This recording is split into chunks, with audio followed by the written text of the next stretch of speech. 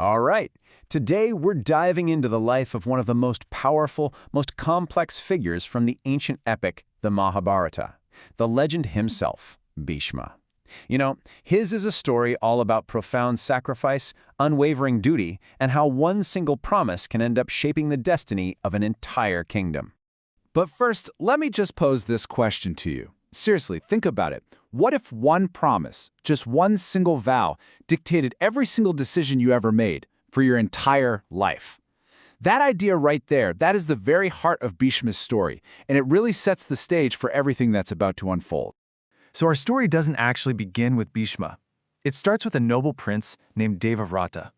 He was the son of King Shantanu and the river goddess Ganga, so you know he was born with some incredible divine qualities.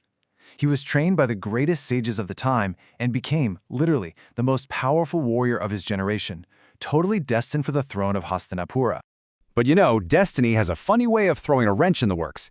His father, King Shantanu, fell head over heels in love with a woman named Satyavati. Now, to make the marriage happen, her father laid down this impossible condition. He basically said, "Sure, my daughter can marry the king, but only if her future son, and not Devavrata, gets to inherit the throne." So this put the prince in a terrible spot, his birthright or his father's happiness. What do you do? Faced with this choice, Devavrata made a sacrifice that is just on an unimaginable scale. He went right to Satyavati's father and took a vow so extreme it literally stunned the heavens. First, he declared, "I will never become king," giving up the throne just like that. But then, to make sure no child of his could ever challenge the new family line, he went even further and made a second, even more shocking vow. "I will never marry." And this vow was so huge, so momentous, that the gods themselves, who were watching all this from above, they gave him a new name. They called him Bhīṣma, which literally means one who takes a terrible vow. And from that moment on, the prince Devavrata was pretty much gone. He would forever be defined by this one singular, selfless act.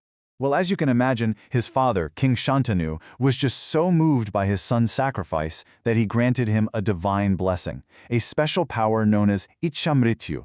This was an incredible gift. It gave Bhīṣma the power to choose the exact moment of his own death. So think about that. He couldn't be killed against his will. He would only die when he himself decided it was time. And so, that's what began the next very long chapter of his life. Bhīṣma became the great protector, the grand uncle, the ultimate guardian of the kingdom of Hastinapura. For generations, he was the rock, the pillar of the throne he had sworn to protect.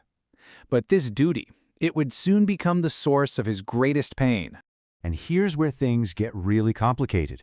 This is the conflict that just tore him apart. On one hand, you have his absolute vow, protect the throne and whoever sits on it no matter what. But on the other hand, you have his dharma, his sense of righteous duty, which was screaming at him to stop injustice. He knew his grandnephew Duryodhana was acting wickedly, but his promise bound him to the crown, forcing him into this terrible, terrible choice. And what did he do? He remained silent. His heart ached as he watched all this injustice unfold right there in his own court, but he believed his primary duty, above all else, was to his promise. This kind of blind loyalty, this unwavering commitment to a vow he made decades earlier, it caused him immense personal suffering and, honestly, had devastating consequences for the whole kingdom. This internal conflict, it all finally came to a head on the battlefield of Kurukshetra. The Great War finally broke out, and because of his vow, Bhīṣma was forced to be the supreme commander of the unjust Kaurava army. He had to fight against the Pandavas, the very men he had raised and loved like his own children. And let's be crystal clear about this. On the battlefield, Bhīṣma was an absolute force of nature. I mean, he was the greatest warrior of his age, and on top of that, he had a boon that made him essentially immortal. The number of warriors who could actually defeat him in a fair fight, that number was zero. A big fat zero. He was, for all intents and purposes, invincible. So how in the world do you defeat someone who's undefeatable? Well, the Pandavas used a secret that Bhīṣma himself had given them. The great hero Arjuna approached, and Bhīṣma, seeing who was before him, lowered his weapon out of principle. It was in that exact moment that Arjuna let loose countless arrows, not to kill him, but to pin him. Bhīṣma fell, but he didn't even touch the ground. He just lay there, suspended on a bed made entirely of arrows. And even then, using his special boon, he chose to delay his death, deciding to wait for a more auspicious time to depart this world. And this brings us to the final, and maybe the most profound part of his entire life.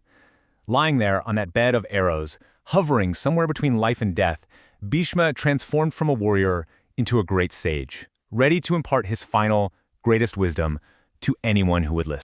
So with the battle literally raging all around him, he called the future king Yudhishthira to his side. And it was from this bed of incredible pain that he delivered his most important teachings, all about dharma, about devotion, and about the sacred duties of a righteous king. In his final moments, he fixed his mind completely on Lord Krishna, preparing himself for his final journey. So, after all of that, what is his legacy? What can we take away? Well, his life offers some truly timeless lessons. From his truthfulness, we learn about the sheer power of keeping our word. From his sacrifice, we see the importance of putting family and society first. His entire life was a masterclass in discipline, controlling the mind and senses. And his death, a perfect example of devotion, focusing on a higher purpose right until the very end.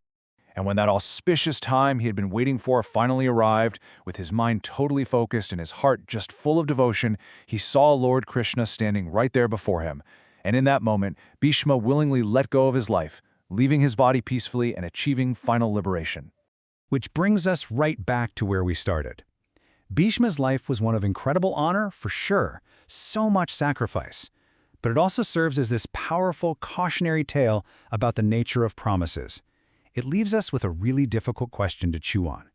Is a promise always worth keeping, no matter what the cost? And what happens when our most sacred vows end up conflicting with our deepest sense of what is right?